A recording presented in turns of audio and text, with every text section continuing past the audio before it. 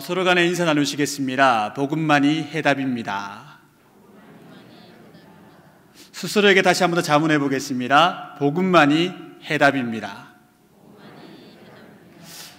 아마 이 말을 하다 보면 어떤 분들은 마음속에 이런 마음이 들 겁니다. 아멘, 그렇습니다 주님. 진정 내 삶 가운데 하나님만이 답이셨고 하나님만이 길이셨고 복음만이 살 길이었습니다. 주님 감사합니다 라고 고백하시는 분이 계실 줄로 압니다. 원하기는 지금 이 시간에 온라인으로 참여하시든 이 자리에 앉아 계시든 그 모든 분들에게 동일한 고백이 성령님으로 말미암아 임하기를 주 예수의 이름으로 축원드립니다. 한국의 부모님들이 자녀를 키울 때에 자주 하시는 말씀들이 있습니다. 여러분들이 주로 하시는 말씀들 한번 잘 생각해 보십시오. 아이들이 어렸든 컸든 하는 말들이 있죠. 첫 번째, 얘야 건강 잘 지켜라.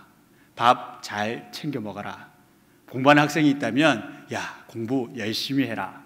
운전하는 사람이 있다면 그 자녀들에게 차 조심해라, 운전 조심해라.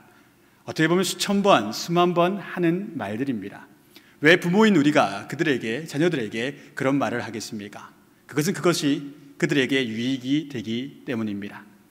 그런 관점에서 오늘 첫 번째 본문을 살펴보았으면 좋겠습니다. 우리 함께 읽었지만 다시 한 번 더 읽어볼까요? 마태복음 16장 24절의 말씀. 이에 예수께서 제자들에게 이르시되 누구든지 나를 따라오려거든 자기를 부인하고 자기 십자가를 지고 나를 따를 것이니라. 아멘. 주님은 복음서 가운데 수십 번이나 제자와 제자된 우리들에게 이 권면을 하고 계십니다. 앞선 부모의 마음입니다. 이것 때문에 우리가 작아지고 망하고 또한 실족할 것이라 생각하셔서 이 말씀을 주시는 것이 아니라 얘들아 이리 살아야 너희들의 인생이 참 복돼. 이리 살아야지만 하나님이 주시는 신령한 복을 누릴 수 있어. 주님이 그것을 아셨기 때문에 이 말씀을 주셨다는 것입니다. 그러나 우리는 대부분의 경우 이 말씀을 무겁게만 받아들입니다. 제가 만난 새가족들 중에서 몇몇 분은 이 말씀의 첫 구절에서부터 탁 하고 목이 막힌다고 그럽니다. 자기를 부인하고. 이게 무슨 말씀이지? 자기를 부인해. 예수 믿으면 우리의 자아가 다 부정되어야 된다는 말이구나. 그래서 자아는 다 부정되어서 하나님의 종, 신의 종으로만 삼는 부자연스러운 삶이 예수 믿는 삶이란 말이구나 라는 생각을 가지게 되는 것이지요. 그런데 이는 말씀을 제대로 이해하지 못해 생긴 오해입니다. 마태복음 16장 24절에서 자기 부인이란 하나님께서 선하게 창조하신 우리의 모든 것들을 부인하라는 말씀이 아니기 때문입니다. 그럼 무엇을 부인하라는 말씀인가? 지금부터 잘 들어주셔야 됩니다. 우리 인간은 조금 복잡하게 창조된 존재들입니다. 그래서 선과 악이 한 사람 안에 같이 있습니다. 아무리 선한 사람이라고 해도 그 사람을 들추어보면 악한 점이 꼭 있습니다. 또한 악인이라 하더라도 잘 들추어보면 그 안에 선한 점이 있습니다. 선과 악이 공존하기 때문이지요. 물론 원래 사람은 하나님께서 선하게 창조하셨습니다. 그러나 우리의 옛적 조상이었던 아담과 하와가 범죄함으로 말미암아 인간의 원죄적 재성이라는 것이 우리 속에 자리 잡게 되었습니다. 그러나 이것도 예수 그리스도의 보혈의 능력, 십자가의 능력으로 말미암아 용서함 받아서 새롭게 변화되었습니다. 잘 아시는 말씀이지요. 그런즉 누구든지 그리스도 예수 안에 있으면 새로운 피조물이라. 이전 것은 지나갔으니 보라 새 것이 되었도다. 아멘이십니까? 새로운 자아가 우리 안에 생겨버렸다는 겁니다. 쉽게 말해서 예수 믿기 전에 나는 굉장히 잔인한 사람이었다라고 가정해 보겠습니다. 그래서 어떤 사람이 내게 잘못을 하면 그냥 넘어가지를 않습니다. 본보기를 보여줘야 돼. 나한테 이렇게 했어. 그럼 나는 3배, 4배로 갚아줄 거야. 다시는 내게 잘못된 일을 하지 못하도록 그를 응징해버리는 사람이었다고 가정해 보겠습니다. 그런데 그만 이런 사람이 예수님을 믿게 되었습니다. 새로운 피조물이 되었습니다. 그러한 은혜를 받았습니다. 영적으로 거듭나 버렸습니다. 그러자 이상한 일이 벌어집니다. 옛날에 이런 일을 겪으면 복수를 했는데 갑자기 내 마음 한켠에서 이런 음성이 들립니다. 얘야 사랑해야 돼. 얘야 용서해야 돼. 이전에는 듣지 못한 음성이었고 이전에는 단 한 번도 내 마음속에 울리지 않은 마음이었습니다. 그런데 예수님을 믿게 되면 정말 그런 일이 일어납니다. 내 아닌 다른 내가 내 속에서 말을 합니다. 주님이, 성령께서 말씀하시는 것이지요. 온전히 거듭난 분은 그 말씀을 따라 살아갑니다. 그 마음의 음성에 순종하여 살아갑니다. 사도행전에 나타난 사도들의 모습들을 한번 살펴보면 좀 놀랍지 않습니까? 이 사람들은 온전히 자기 자신을 부인하고 죄성을 부인하고 하나님의 말씀에 전적으로 순종했던 사람들입니다. 그랬더니 어떤 일이 사도행전에 일어납니까?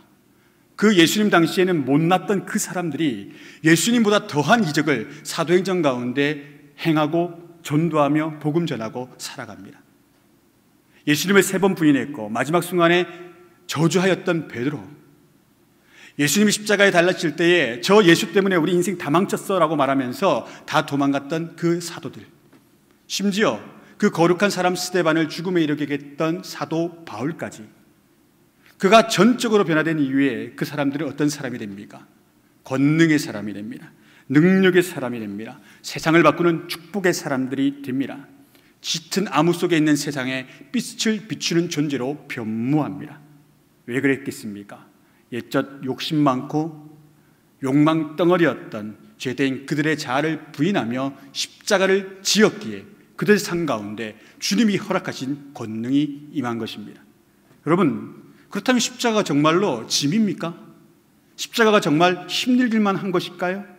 그렇다면 주님께서 왜 그것을 애써 지라고 우리에게 말씀하시는 것일까요? 탤런트 차인표 씨가 얼마 전에 했던 간증을 한번 들어보았습니다. 그분에게 있어서 예수 믿기 전에 인생의 목적은 돈을 버는 것이었습니다. 그래서 돈을 사랑하는 것이 아무런 꺼리낌도 없었다고 고백합니다. 그런데 예수 믿고 나자 어떤 일이 변화됩니다. 마음속에 큰 변화가 일어납니다. 예전에는 돈이 전부가 아니야 라고 누가 말하면, 아이고 돈 없어서 가난해가지고 자기 연면에 빠진 말하고 있다, 세상에 돈이 다지, 저거 돈 없어서 하는 말이야, 이렇게 생각했던 그가 예수를 제대로 알고 나니까, 인격적인 하나님이 그의 삶을 완전히 운행하시고 나니까, 그렇지, 돈이 전부가 아니지, 다른 가치가 있어, 더 고상하고 더 놀라운 가치가 있어 라는 고백을 하는 사람이 되었습니다. 우리 또한 마찬가지겠지요. 그런데 우리 중 어떤 분들은 아직도 여전히 옛적 자아가 살아있어서 그것을 부인하지 못해 돈 앞에 흔들립니다. 성경 속에서 우리가 찾을 수 있는 비근한 예는 사도행전에 나타나는 아나니아와 삽비라 부부일 것입니다. 잘 아시는 대로 이 사람들은 자신의 소유였던 밭을 팔았습니다. 그런데 그 앞서서 바나바가 그 모든 소유를 팔아서 가난한 이웃들에게 나누어줘 교회 안에 칭송이 자자한 것을 보게 되었습니다. 그 모습이 너무 부러운 거예요. 저렇게 존경받고 사람들에게 사랑받는 모습이 너무 부러웠어요. 그래서 그들도 가감한 시도를 합니다. 자기의 소유를 다 팔았습니다. 그런데 이게 웬일입니까? 옛적 자아가 욕심으로 준동합니다. 야, 그 돈 다 갖다 바치면 어떻게 살겠어? 사람들이 알까? 이게 전부인지 뭔지. 부부가 상의하지 않았을까요? 여보, 아깝지 않나? 그럼 아내가 말합니다. 좀 아까운데요? 그럼 어떻게 하죠? 우리 반만 갖다 바치자. 그게 누가 알겠어? 사람이 어떻게 알겠어? 그러고는 정말로 그 반만 가지고 와서 이렇게 말합니다. 이것이 우리가 밭을 판 전부입니다. 그렇게 하나님과 교회를 속였습니다. 옛적 자아를 부인하지 못하고 십자가조차 지지 못했던 그들의 모습이죠. 우리 중에도 그런 사람이 있을 수 있습니다. 예수님을 믿고 거듭났다고 생각하지만 돈 앞에서 매일 흔들리는 겁니다. 그런 경우가 있지 않겠습니까? 내가 눈 한번 질끈 감고 거짓말 한번 해서 도장 한번 딱 찍으면 수천만 원에서 수억이 생긴다. 그러면 옛적 자아를 부인하지 못하고 여전히 옛적 간습으로 살아가는 사람은 주님에게 이렇게 말합니다. 주님, 죄송하지만 이번 한 번만 다른 곳에 좀 계셔 주십시오. 제가 이번 주일 교회 가서 회개 철저히 하겠습니다. 이번 한 번만 눈 감아 주십시오. 그러고는 그런 잘못된 행위를 합니다. 그래서 양심의 또 가책을 받아가지고 주일날에 나오시지요. 정말로 주일날 죄가 승하니 은혜가 승합니다. 그래서 눈물, 콧물을 다 흘립니다. 주님, 저는 이런 죄인입니다. 제가 어떻게 이런 죄를 지었을까요? 그렇게 울고 또한 크게 은혜를 받습니다. 그런데 이게 웬걸? 그만 우리 주님께서 그 사람이 예배당을 떠나려 할 때 같이 따라가려 하십니다. 왜? 은혜를 주셨으니 이제 변화된 삶을 살게 하기 위해 주님이 따라가려 하시는 거죠. 근데 그때 이 사람이 아주 큰 불편함을 느낍니다. 은혜 받은 대로 살면 손해보는 거잖아요. 내가 받은 수천만 원, 수억 돌려줘야 되는 거예요. 거짓말한 사실을 자백해야 되는 거예요. 그래서 뭐라고 말합니까? 주님, 우리 주일날만 좀 만납시다. 어딜 따라오십니까? 주님은 여기 계실 때가 제일 좋습니다. 제 상 가운데 오지 마시고 교회에서만 우리 만나지요. 예배당 안에서만 주님, 제가 잘 대접하겠습니다. 이곳 가운데서는 거룩한 사람이 되겠습니다. 주일에 만납시다. 이렇게 말한다는 것이지요. 이런 분들은 내적 자아를 부인하는 단계에도 서지 못했습니다. 그러니 당연히 십자가를 질 수도 없습니다. 십자가를 질 수 없으니 더 당연하게 십자가를 지었을 때 누려지는 권능과 복을 누려보지 못합니다. 그래서 착각합니다. 십자가는 무거운 거야. 십자가는 복이 아니야, 짐이야. 혹 여러분 가운데도 제가 계속해서 말씀하시는데 십자가가 어떻게 복이 되지? 십자가가 정말 하나님의 권능이신가? 라는 생각이 드는 분이 계시다면 조금 쉬운 예로 접근해 보겠습니다. 우리가 너무 잘 알고 심지어 많이 외우는 그런 말씀을 오늘 본문 마태복음 16장 24절 말씀에 딱 접목시켜서 이해해 보겠습니다. 잘 들어보십시오. 우리가 너무 잘 외우고 쉽게 이해하는 말씀인데 오늘 본문 첫 번째 본문 말씀과 동일한 내용을 가지고 있습니다. 수고하고 무거운 짐진 자들아 다 내게로 오라. 내가 너희를 쉬게 하리라. 나는 마음이 온유하고 겸손하니 나의 멍에를 메고 배우라. 그리하면 너희 마음이 쉼을 얻으리니 이는 내 멍에를 싣고 내 짐은 가벼움이라 하시니라. 마태복음 11장 28절에서 30절까지의 말씀입니다. 여기서 말하는 짐과 멍에가 바로 십자가입니다. 근데 주님 말씀하시지요. 가볍다, 쉽다 라고 말씀합니다. 십자가인데 그러합니다. 또한 우리가 잘 알고 있는 데살로니가전서 5장 16절에서 18절의 말씀 다시 한번 살펴보겠습니다. 항상 기뻐하라, 쉬지 말고 기도하라, 범사에 감사하라. 이는 그리스도 예수 안에서 너희를 향하신 하나님 아버지의 뜻이니라. 여러분, 저는 어릴 때 이런 생각했습니다. 항상 기뻐하라고? 항상 기뻐해? 조증이야? 사람이 어떻게 모든 일 가운데 기뻐할 수 있어? 쉬지 말고 기도하라고? 어떻게 일도 안 해? 무직자인가? 어떻게 쉬지 않고 기도할 수가 있을까? 어떻게 또한 나사 하나 풀린 사람처럼 매사에 감사할 수 있지? 상 가운데 절망적인 일, 어려운 일들 일어나는 게 뻔한데 그게 인생인데 내가 얼마 되지 않은 인생을 살았는데도 알 수 있는데 하나님 왜 이걸 요구하시지? 불가능한 거야. 왜 불가능을 이렇게 요구하실까? 그렇게 착각했더라 했습니다. 그런데 여러분 그거 아십니까? 살아보니까 이 일이 정말 가능하다는 걸 체험적으로 알게 되었습니다. 체험해 보았습니다. 여러분도 아마도 다 체험해 보셨을 겁니다. 한번 물어보겠습니다. 여러분 연애해 보셨습니까? 제가 어떤 여자 집사님한테 이렇게 말하니까 이렇게 말씀하시더라고요. 저는 중매인데 중매로 결혼을 하신 것 같습니다. 중매든 연애든 중요한 게 아닙니다. 교제를 하셨든 중매로 만나셨든 중요한 게 아니고 묻고자 하는 것은 사랑해 봤다는 겁니다. 여러분 남편과 아내가 결혼하셨을 때 깊은 사랑 때문에 결혼하지 않으셨습니까? 아닙니까? 제가 지금 이상한 걸 묻고 있는 겁니까? 절대 물어서 안 되는 과거의 문을 제가 열고 있는 겁니까? 아니지요. 사랑하셔서 결혼하셨지요? 여전히 이상합니다. 주님의 이름으로 더 이상의 반론을 제가 용납하지 않겠습니다. 그냥 사랑해서 결혼하신 겁니다. 저도 저희 집사람이랑 연애로 결혼했습니다. 그런데 연애할 때를 떠올려 보니까 놀랍습니다. 정말 매일 기뻤습니다. 너무 기뻤습니다. 안 좋은 일이 일어나도 기뻤습니다. 심지어 정말 감사했습니다. 그래서 좀 마음에 안 드는 사람, 달갑지 않은 사람이 있었는데 그 기간에는 그 사람조차도 귀여워 보였습니다. 이뻐 보였습니다. 그리고 그녀와 매일 밤 늦게까지 이야기하는 게 즐거움이었습니다. 저는 보통 이제 1시간 정도 이야기하면 지치는 사람인데 몇 시간을 이야기해도 좋았습니다. 밤새도 좋겠다 그런 생각이 들었습니다. 왜일까요? 사랑하니까요.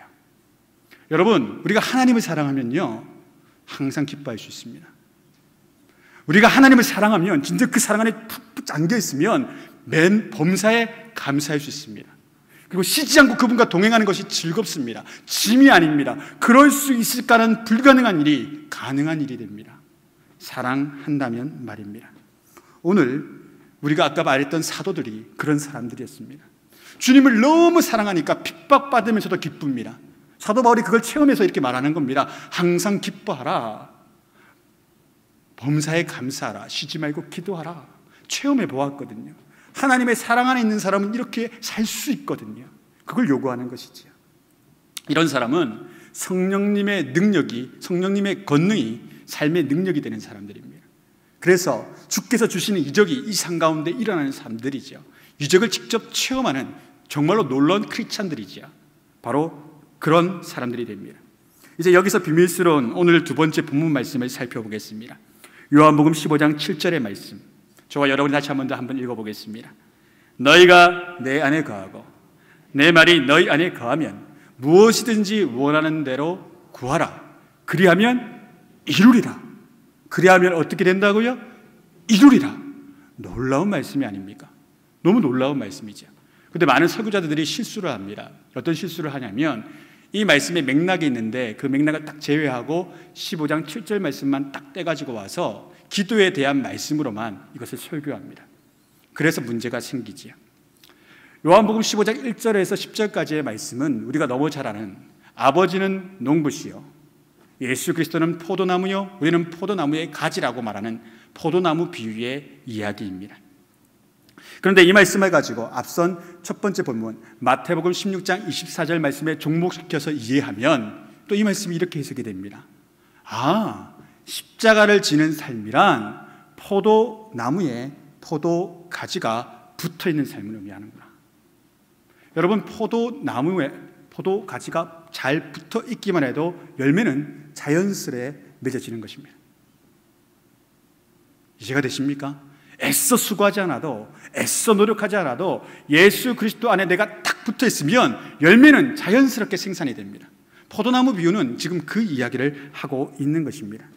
그런데 문제는 간혹 이런 가지가 생긴다는 겁니다. 앞선 부분과 동일한 고백이지요. 아, 예수님, 우리 포도나무. 그런데 이 포도나무 너무 부담스러운데?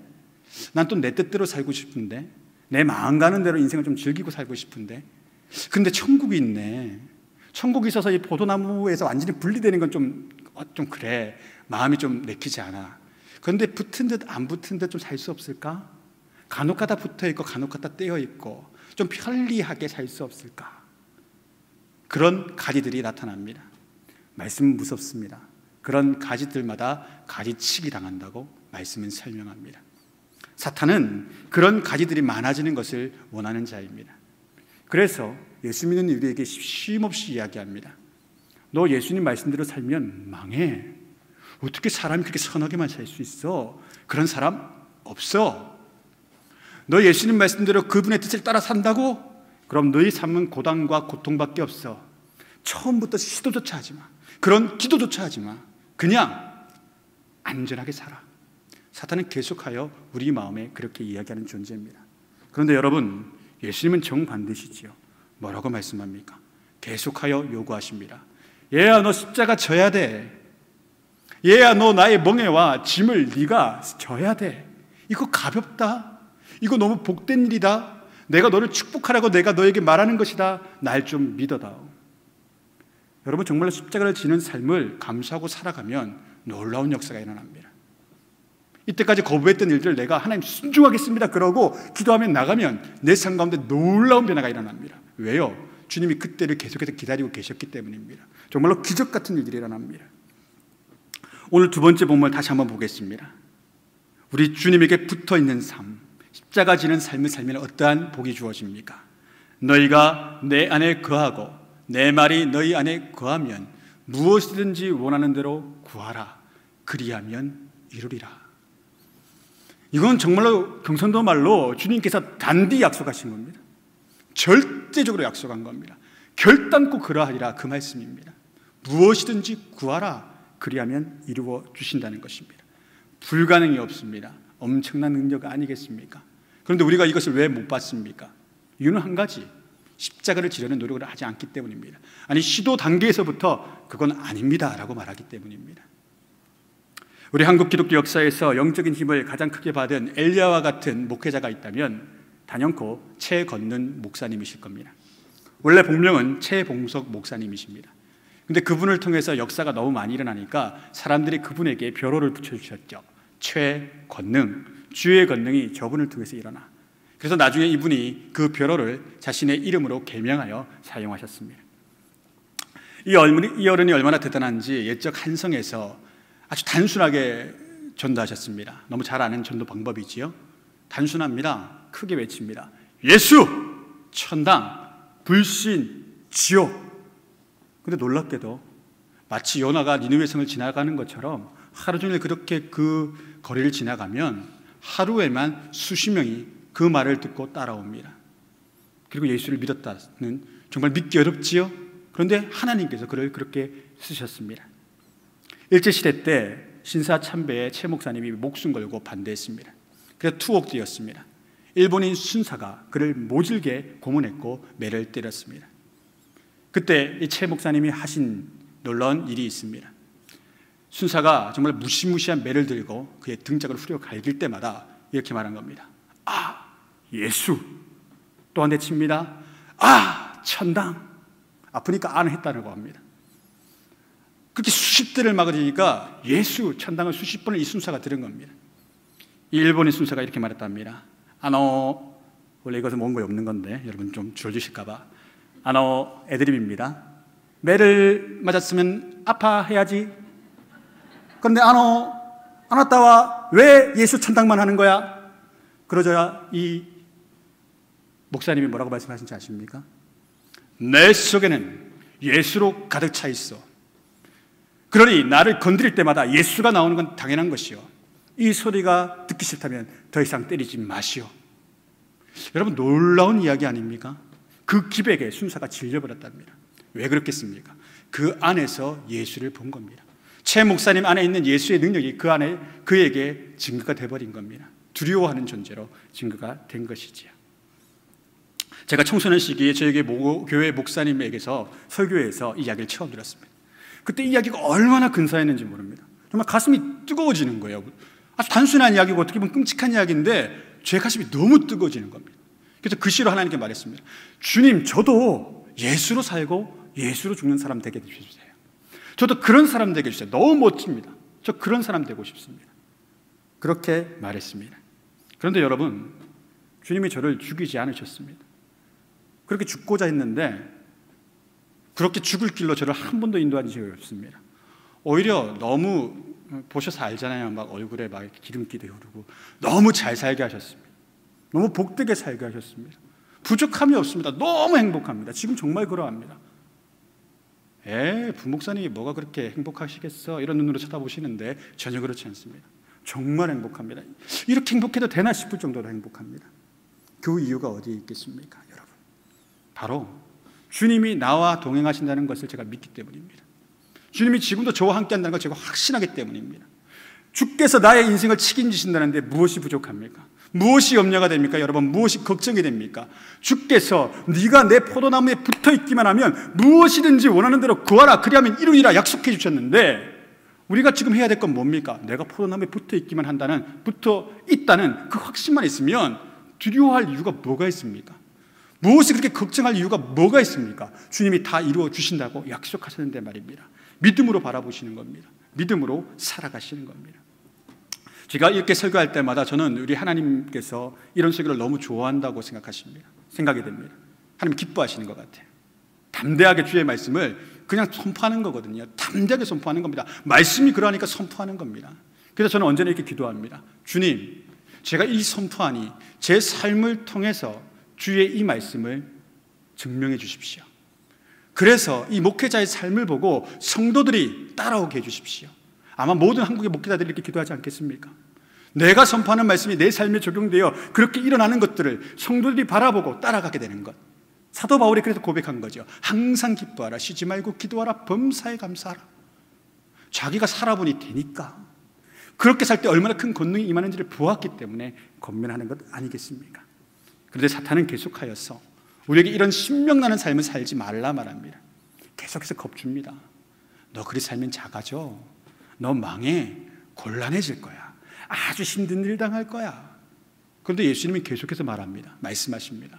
아니라 십자가를 지라, 내 길을 따르라, 좁은 길을 걸어가라. 그것이 복되다는 겁니다. 주님 보시기에 복되다면 이미 이것은 이긴 게임이지요. 순종만이 살 길입니다. 과거 20세기 초반 이 지구상에서 가장 비참했던 민족이 있습니다. 중반까지 비참했던 두 민족이 있습니다. 여러분이 짐작하신 대로 한 민족은 유대민족이고 다른 한 민족은 바로 우리 대한민국 한민족들입니다. 너무 처참했던 민족들이죠. 그런데 70년도 되지 않아서 당시 세계 220위 정도 되는 최빈국이었던 대한민국이 미국의 대통령이 세계를 이끄는 11번째 나라가 되어달라고, 소위 말하는 G11에 들어와 달라고 초청받는 나라로 변모되었습니다. 옆나라 미운 이웃 일본을 제외하고는 노골적으로 반대하는 나라가 없습니다. 대부분의 나라는 이렇게 합니다. 코리아, 사우스 코리아 그 정도면 그래 G11에 들어올 수 있지, 용납이 가능해. 그런 나라가 되어버렸습니다. 왜 그렇습니까? 전적인 하나님의 은혜이지요. 혹 친정부 인사가 있다면 이렇게 말씀할 수 있습니다. 요즘 정부가 잘해서 그렇지. 반정부 인사가 있다면 이렇게 말하겠죠. 정부가 잘해. 하나도 잘해도 하는 거 없는데. 그냥 국민들이 잘나서 이렇게 된 거지 어디 숟가락을 얹어? 제가 보기엔 두 말 다 틀렸습니다. 이것은 오로지 하나님의 은혜입니다. 이 민족을 향한 하나님의 사랑입니다. 저 북녘 땅이 이렇게라도 통일되기 바라서 나만이 잘돼서 저들을 품게 만드시려는 하나님의 은혜입니다. 소설 대지를 지어 노벨 문학상을 받았던 미국의 여자 소설가 펄벅 여사가 있습니다. 그녀는 20세기 미국이 낳았던 최고의 지성 중 한 사람이었습니다. 1973년 그녀가 타계할 때 유언장을 남겼는데 유언장에 다음과 같은 말이 기록되어져 있었습니다. 내가 가장 사랑하는 나라는 미국이다. 그러나 다음으로 가장 사랑하는 나라는 한국이다. 중국어를 배경으로 해서 지었던 소설이 돼지고, 그 돼지, Good Earth라고 말하는데요, 그 돼지로 인해서 노벨 문학상을 이 여인이 받았습니다.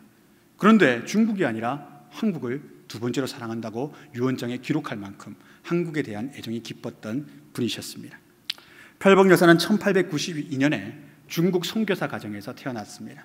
그리고 16살이 될 때까지 중국에서 살았다가 다시 미국으로 건너가 대학을 마치고 다시 중국에 선교 활동을 하기 위해 왔다가 학교의 선생님으로 봉사하며 선교 활동을 병행합니다. 그때 그녀가 있던 클래스에 우리가 너무 잘 아는 여운현 선생, 독립운동을 벌였던 여운현 선생의 자제들과 엄창서 선생님의 자녀들이 그 클래스에 있었습니다. 그래서 조선 사람들에 대해서 간접적으로 알게 되었죠. 그러다 펄벅 여사가 CIA의 전신이 되는 OSS라는 첩보기관이 있었습니다.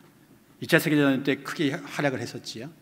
이 첩보 활동원이 되어서 일하다가 우리나라의 신실한 크리스찬이다 유한양행을 창립하셨던 고 유일한 박사를 만나게 됩니다. 이분이 성품과 인격과 신앙이 매우 훌륭했다고 합니다. 그래서 펄벅 여사가 이 유 박사님과 교류하다가 그의 인격과 신앙이 반해버렸습니다. 이런 사람이 있구나. 그러면서 조선에 대해서 다시 생각하게 되었다 합니다. 그러다가 이제 펄벅 여사가 미국에 갔을 때 이런 사람들 나만 알면 안 돼 생각해서 유일한 박사님과 이승만 박사를 불러가지고 미국에서 강연회도 가지고 해서 미국 전계에 조선을 알렸다고 합니다. 그런 그녀가 1960년 가을 우리나라에 처음 방문하게 되었습니다. 아직 전쟁의 상흔이 채 가시지도 않은 그런 한국 땅이었지요. 그리고 1960년은 정확하게 우리나라가 아프리카 가나보다 더 빈국이었을 때입니다. 그런데 그런 미국의 엘리트였던 그녀가 한국 땅에서 인생의 변화를 느낄 만큼 놀라운 체험을 했다고 그가 고백합니다. 당시 그녀를 가이드했던 분이 조선일보사의 이태규 기자입니다. 2007년에 타계하셨는데 그때까지 조선일보 칼럼을 쓰신 분입니다. 그는 소상하게 이 일들을 기록해 놓았습니다. 하루는 펄벅 여사가 경주의 시골길을 차로 지나가고 있었습니다. 경주에 이제 신라 시대의 유물들이 많잖아요. 조선의 역사를 보여주기 위해서 가게 된 거겠죠. 그런데 갑자기 차를 멈춰 보라고 그럽니다. 한 농부를 바라보면서 차를 멈추라는 거예요. 그리고 그 농부에게 물으러 가기 시작합니다. 사진이 준비되어 있는데 한번 그 사진 한 번만 띄워보죠. 바로 이 사진입니다. 이 농부입니다. 시골길 가운데 이 농부를 바라보고 펄벅 여사가 놀란 겁니다. 왜 놀랐냐면 이렇게 질문합니다. 당신은 지금 수레를 끌고 가시는데 왜 지게에 그렇게 무거운 짐을 다 지고 가십니까? 소한테 지우지 않고. 심지어 또 제가 생각해 보니까 당신이 그냥 수레 타고 가면 되는데 왜 그렇게 무거운 짐을 지고 걸어갑니까? 라고 물었다는 거죠. 정말 놀라운 작가는 작가입니다. 그 지나가는 찰나에 그런 엄노멀한 상황을 딱 보는 거예요. 정상이 아닌데 뭔가 이상한데, 그래서 물었다는 거예요. 그때 이 농부가 대수롭지 않다 이렇게 말합니다. 무슨 별일이라고 저렇게 질문하십니까?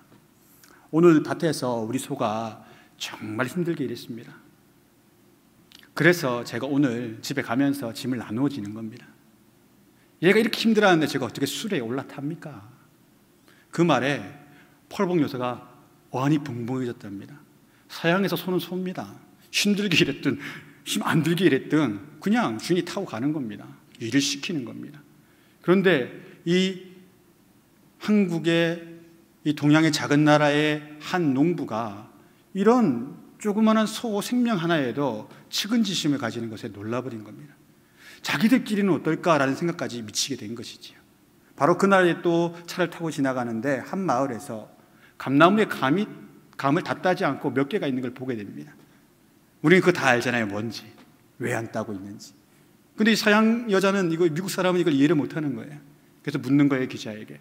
저건 또 왜 안 땁니까? 아깝게. 그러자 말합니다.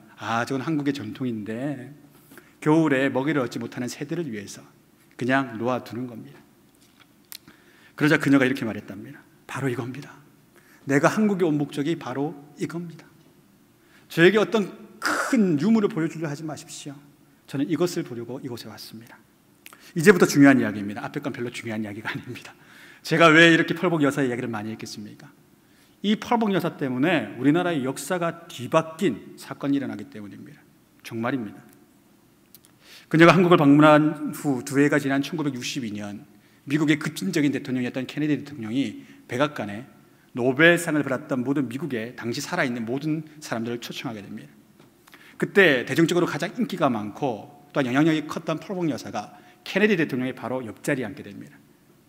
또 케네디 대통령의 반대쪽 옆자리에는 영부인이 앉아 있었겠지요. 그러니까 제일 상석에 이 펄복 여사가 앉아 있는 겁니다. 케네디 대통령이 그냥 인사치레로 물었답니다. 펄복 여사님, 요즘에 어떻게 지내십니까?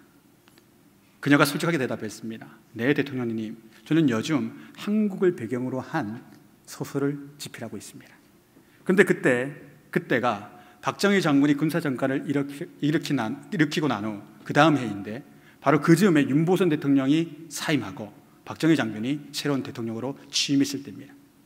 한국이라는 말에 케네디 대통령이 인상을 딱 쓰면서 이렇게 말했답니다.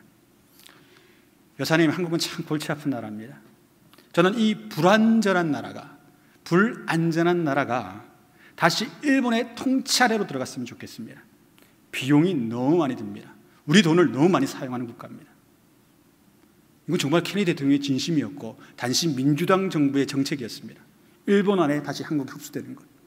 몰랐죠? 저도 몰랐습니다. 역사 공부하다가 알았습니다. 정말 놀라운 이야기 아닙니까? 그런데 하필이면 그 자리에 하나님께서 한국을 미국 다음으로 사랑하는 펄복 여사를 앉혀놓았습니다. 그래서 이 펄복 여사가 화를 내면서 이렇게 말했답니다. 실화입니다. 대통령의 자리에 앉은 사람이 어떻게 그런 말을 하실 수 있습니까? 한국 사람들이 일본을 얼마나 미워하시는지 아십니까? 대통령의 말은 마치 미국 독립 시기에 미국이 다시 영국 아래로 들어가라는 말과 같습니다. 그때의 증거 사진도 제가 한번 준비해 보았습니다. 케네디 대통령 모습을 잘 보시면 무언가 곤혹스럽습니다. 왠지 모르게 펄복 여사는 뭔가 따지고 있는 것 같죠? 사교적인 웃음이 없습니다. 아이고, 이런 표정입니다. 그리고 그 뒤 펄복 여사는 케네디 대통령에게 왜 한국 민족이 우수한지 이미 그것을 봐버렸거든요. 또한 하나님께서 이 민족에게 어떤 마음이 있는지 선교사 자녀니까 영적으로 대답해 주었답니다.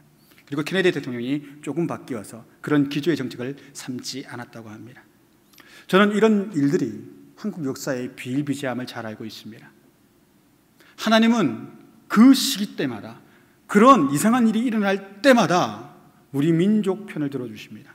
안 신기하십니까? 여러분, 우리가 불매운동할 때 얼마나 걱정했습니까? 어떻게 한국이 일본을 이겨? 말도 안 돼. 대부분이 그렇게 생각했습니다. 저조차도 불안했습니다. 그래서 우리가 뭐 했습니까, 여러분? 기억나십니까? 1년 전에 우리가 여름에 얼마나 기도했는지. 이 사태가 잘 이겨나게 해달라고. 정말 우리 민족은 그런 근성이 있습니다. 힘들고 어려울 때마다 하나님을 부여잡습니다. 하나님밖에 없다고 고백합니다. 우리 민족은요, 포도나무에 붙어있는 민족입니다. 십자가 아래에 있는 민족입니다. 그러니 하나님이 어떻게 하십니까? 긍휼을 베풀어 주시는 것입니다. 여러분, 우리가 그런 나라에 살고 있고 그런 믿음의 사람들이라면 우리 개인적인 삶에서도 이와 같은 것들을 적용시켜야 됩니다. 아무리 어렵고 힘든 일이 일어난다라도 포기하시면 안 됩니다. 이것은 어쩔 수 없나 봐 생각하시면 안 됩니다. 하나님은 말씀하십니다. 내 말이 너희 안에 있고 너희가 내 안에 있으면 무엇이든지 구하라. 그리하면 이루리라. 아멘이십니까? 구하시면 됩니다. 그리고 그 앞에 선결되는 것, 내가 주님 안에 붙어 있어야 됩니다. 내가 십자가를 두려워하지 않아야 합니다. 여러분, 십자가 무서워할 게 못 됩니다. 주님 말씀하셨지 않습니까? 쉽다, 가볍다. 쥐어보면 압니다. 경험해보면 압니다. 주님에게 우리에게 요구하시는 것이 그렇게 큰 게 아닙니다. 뭐 엄청나게 큰 걸 요구하셔가지고 우리가 감당 못할 일을 주신다? 그렇지 않습니다. 그런 사람은 성경의 요나 같은 한 사람, 성경 전체를 통틀어서 요나, 사도 바울 다 해봤자 100명이 안 돼요. 전 인류 가운데. 걱정하지 마십시오. 우리는 그런 존재 아닙니다. 또 그런 존재가 되면 어떻습니까? 저는 그것을 꿈꾸는데 그런 존재가 되었으면 좋겠습니다. 얼마나 영화롭습니까? 천국의 이름이 더 높아지는데, 하나님이 나를 기억하시는데, 그것을 꿈꾸셔야 됩니다.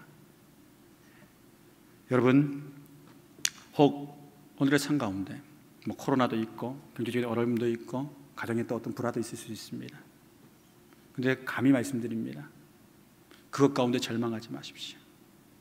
그것 가운데 포기하지 마십시오. 그것 때문에 두려워하지 마십시오. 왜입니까? 포도나무 대신 주님께서 우리를 꽉 붙들고 있기 때문입니다. 우리의 인도자 되시고 우리의 주인 되신 하나님께서 우리를 버리지 않으시는 까닭입니다. 그 주님 안에 있음에 평안을 누리시기 바랍니다. 그 주님 안에 있음에 간구하시기 바랍니다. 오늘 이 시간 구하는 것마다 얻게 되는 역사가 일어나기를 주의 이름으로 축원드립니다.